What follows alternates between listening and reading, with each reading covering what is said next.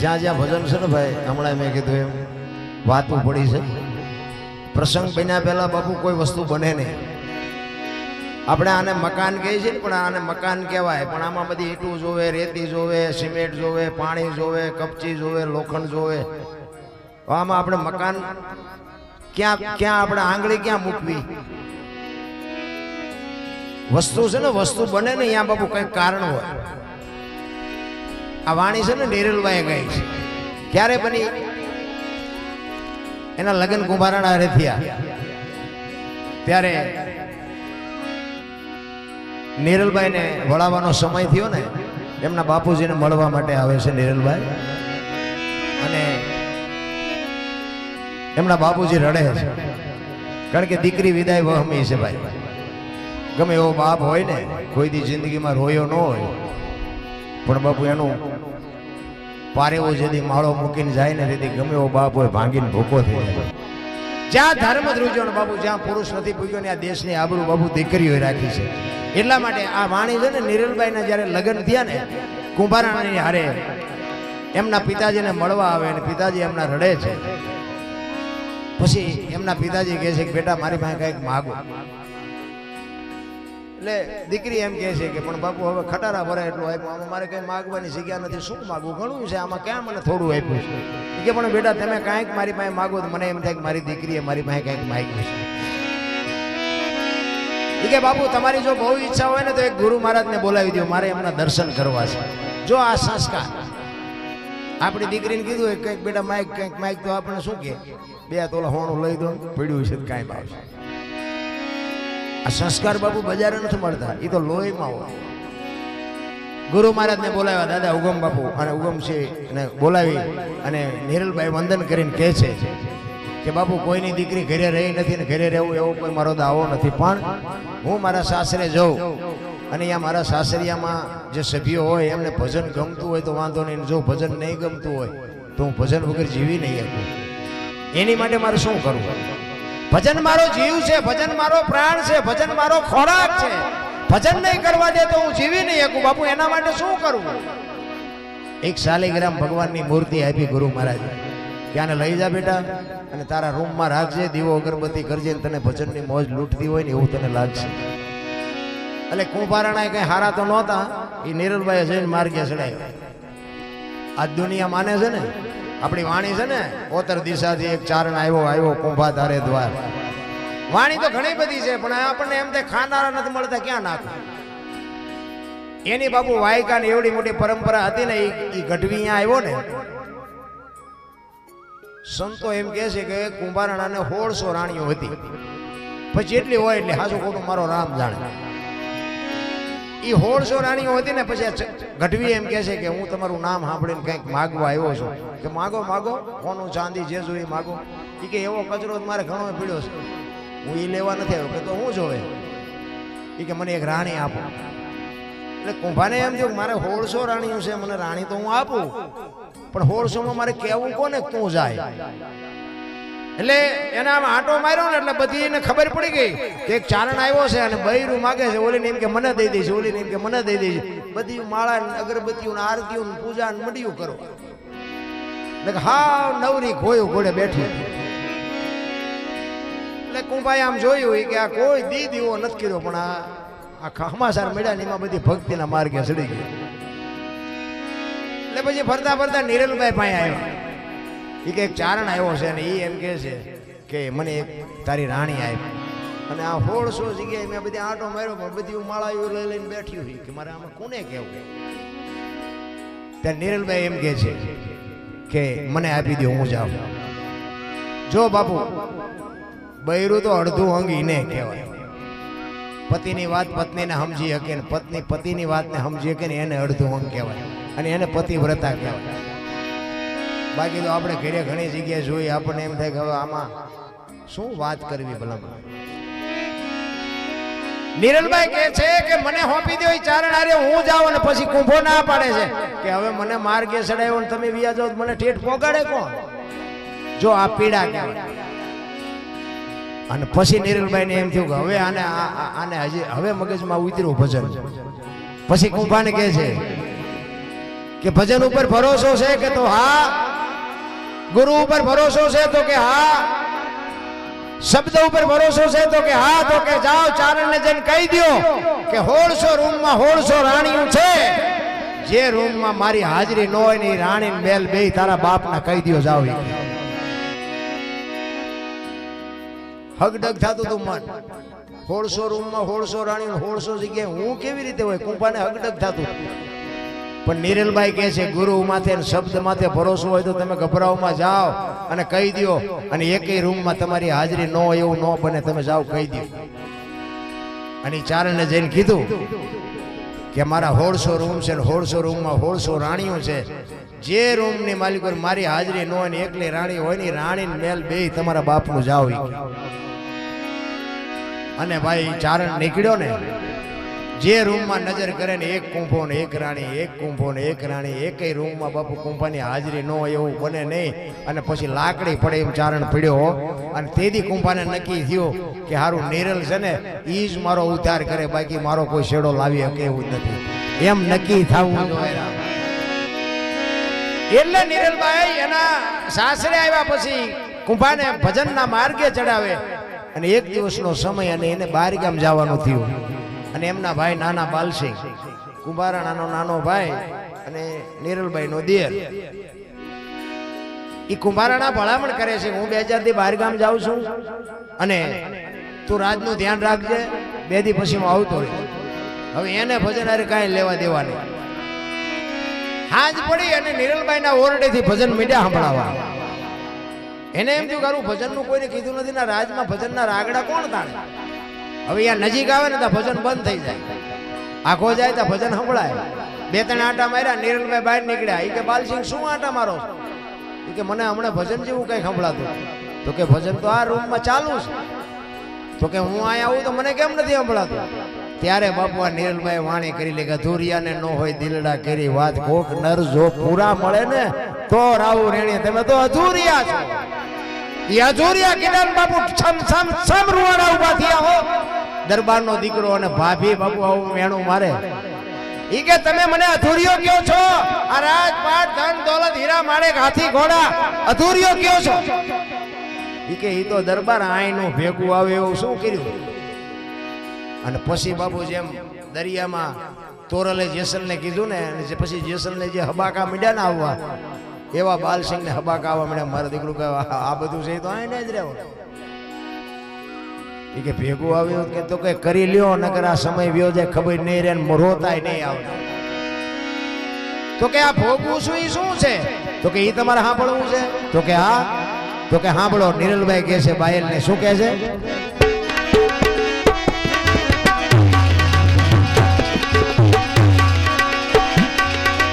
આવી ખાડા રે એક બુદ્ધિયાની તમે છો, એ દીકરી રે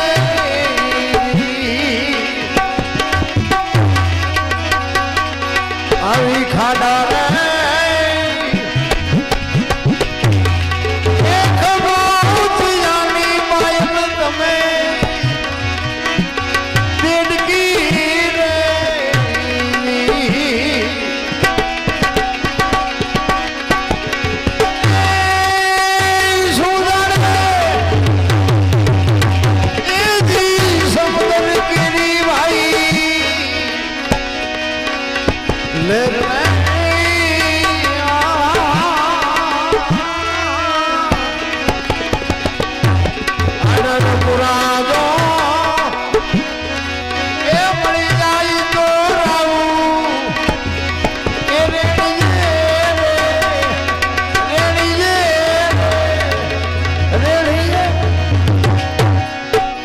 તમારી જિંદગી કે ખાડા ખાબુ જેમાં ડેડક્યા માછલા તરફડે એવી છે. દરબાર માર્ગે સડો નગર ખોવાઈ જાઓ, કોઈ બાપો નહીં ધણી થાય.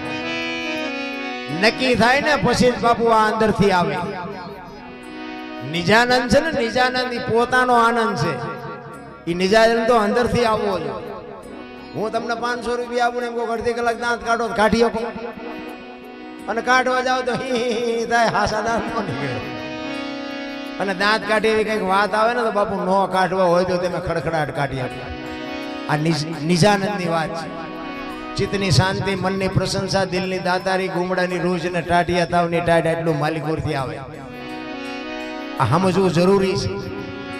તમારો મારો આ દેહની રચના જે ઈશ્વરે બનાવી છે ને, આ 5 તત્વનો દેહ છે, પણ ખબર કેવી રીતે પડે કે આ 5 તત્વ છે? ધરતી, આકાશ, પવન, પાણી, પ્રકાશ 5 તત્વ છે. આની ખબર કેમ પડે? ગામ હોય ને, ગામ એનું શમશાન એક જ હોય. 18 વણમાં જ મરે ને એક જ શમશાનમાં લઈ જાય. પણ અહીંયા રેખ્યા ઉપાડવાનો કંત્રાટ દેવો પડે કોઈ દી? આ બધું જાય ક્યાં? હજી આપણે નક્કી જ નથી કર્યું. માણાને કોઈને મરી જવું હોય ને, કોઈને આપઘાત કરવી હોય ને, એમ કે મારે મરી જવું છે, પાણીમાં ધૂપકો મારે ને, ગમે એટલી મહેનત કરે ને બાપુ ઉપર નો રે, તળિયે જ જાય. અને જીવ નીકળી ગયા પછી બાપુ પાણી નો રહેવા દે, ઉપર આવતો રહે. 3.5 મણની કાયા, વજન એટલો ને એટલો હોય તો ઉપર કેમ આવતો રહેતો હોય છે? વિચારવા જેવું છે આ જીવન છે ને, માણસનું જીવન વિચારવા જેવું છે. એટલે જ મહાપુરુષો કહે છે, ભાણ કે તું ભટકીશ નહીં, મથી લે તારા અંત. તમે મંદિરમાં જાઓ ને, મંદિરમાં મૂર્તિના દર્શન કરો ને, દર્શન કરો ને, તમારે આંખ બંધ ન કરવી હોય ને તોય બંધ થઈ જાય. એ મૂર્તિ હોત એમ કહેતી હોય કે અહીં તો તે મને બેહાર્યો છે, આંખું બંધ કરીને માઇલ પાછો તોય નથી આપણી આંખું ગળતી. ઈ કે તમારી જિંદગી છે ને ખાડા ખબોચિયાની માછલા ડેડકા તરફડે એવી છે, માણા નથી તમે. અને પછી એને નક્કી થયું કે મારી બેટી વાત એ હાજી છે, હવે હું કરું? તો કે આ તો સાધુ સંતનો સંગ કરવો પડે, સત્સંગમાં જવું પડે, ભજનમાં જવું પડે, કોકને કંઈક બટકો રોટલો દેવો પડે, તારે આ બધું થાય. તો કે આવા સંતને ગોતવા ક્યાં? ને વાત એ હાજી, ક્યાં ગોતવા? આપણે બરોબર બપોરે વાડીએથી આવીને 2 બાજરાના બડા દબાવીને સૂતા હોય તારે આવે. દૂધ પુત્ર ને દીકરા ને કોઠીએ જાજી જારમાં વણ મોસું પર ને પોસું પર પનોતીનો વાહો બહુ છે. હવાસી લાપસી કરીને પાણી આરે જવાર હાજો હમીર રત્નો દૂધો કરશન કેશવ લાલો આને પનોતી બહુ નડે. તમને અત્યારે નડે નું કરો, અમે 2 બાજરાના બડા દબાવીને ઉતાય. હવે આ શું તમને મને આગળ મુક્તિ અપાવે? આપણે હેલા જતા માહિતી હાથ કરે, ભગત ખડા રે તેરા બેડા પાર કરો. તમે રોટલાડું વંડિયું ઠેકો શું અમારા બેડા પાર કરો? પણ સમય પાકે. મારો કહેવાનો અર્થ એ છે કે તમારું ભજનનું બેલેન્સ થઈ જાય ને, તેથી સગાળસા ની આવ્યો, જલારામ ને આવ્યો, સીબી રાજા ની આવ્યો, એવી રીતે તમારા મારી ઝૂંપડી આવશે આવશે ને આવશે. પણ ભજન પાકે પછી. એક આપણે ખેતરમાં વાવ્યું હોય ને તો 3 મહિના 4 મહિના રાહ જોવી પડે. એમ નામ કોઈથી કોઈ વસ્તુ બનતી નથી, એટલે રાહ જોવી પડે. પણ એના ભરોસે હાલ્યા જાઓ, જેથી તમારું બેલેન્સ પૂરું થઈ જાય ને તેથી બારાનાથને આવવું પડશે. આવું અને એને બીજું કંઈ કામે નથી. એને અહીંયા શું બાજરો વાટવો, એ જ જોવે છે કે મારું ભજન કોણ કરે છે. અને જેના ખાતામાં ભજન થતું હોય એ જોતો હોય કે આનું ખાતું પૂરું થવા આવ્યું છે, એટલે એને એ જ કામ છે, બીજું કંઈ કામે નથી. એટલે બાલસિંહને કહે છે કે તમે માર્ગે ચડી જાઓ, સંત સાધુને કંઈક. પછી એને કીધું નિરલભાઈ કે ગોતવાજી એ સાધુ નહીં મળે, સંત નહીં મળે, પણ તમારો ભાવ ને પ્રેમ હશે ને, અને વાત એ હાજી છે. તમારો ને મારો જો ભાવ હોય ને તો તમારી મારી આંખ વાત કરી લે, મોઢા ન બોલવું પડે. પ્રેમ હોય, તમે મારા ઘરે આવો તો મને તરત ખબર પડી જાય. બોલ્યા ન હોય તો ખબર પડી જાય કે આને કંઈક 500,000 રૂપિયાની જરૂર પડી લાગે. પ્રેમ હોય ને અહીંયા મારા નાથને પ્રગટ થવું પડે. પ્રેમને વાચા હોત તો જગત જોગી બની જાત, હલકીને હિમાળે જાત પછી ભગવા ફેરી ભૂદરા ગોતે ન મળે. એટલે નિરલભાઈ બાલસિંહને કહે છે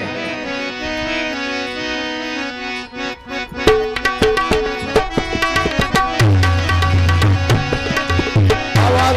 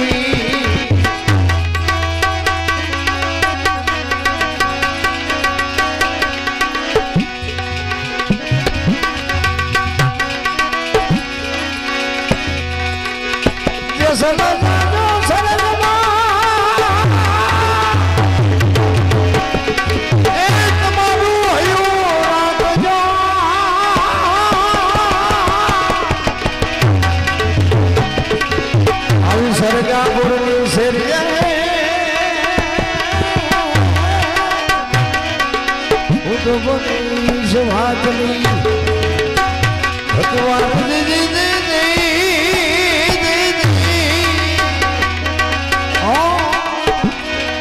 હું તો બની વાતની ભગવાન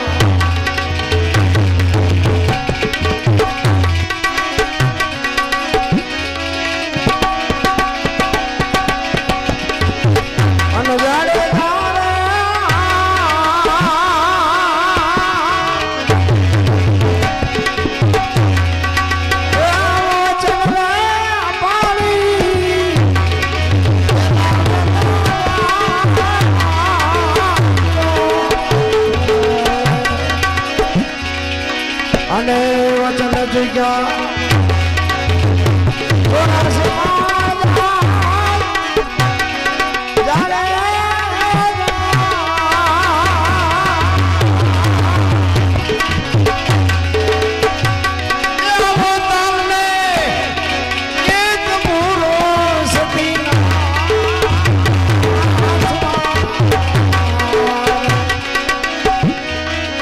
અને સતી કરે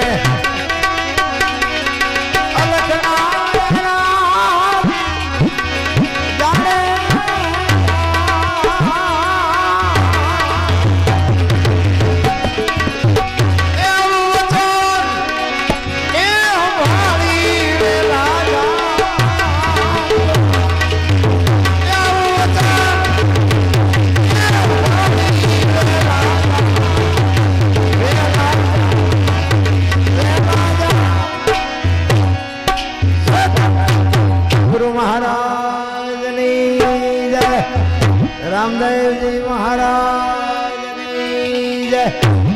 બધા શાંતિથી સાંભળો, બોલો બધાનો આભાર. કઈ ભૂલ ચૂક થયું તો માફ કરજો. જય માતાજી, જય સિયારામ.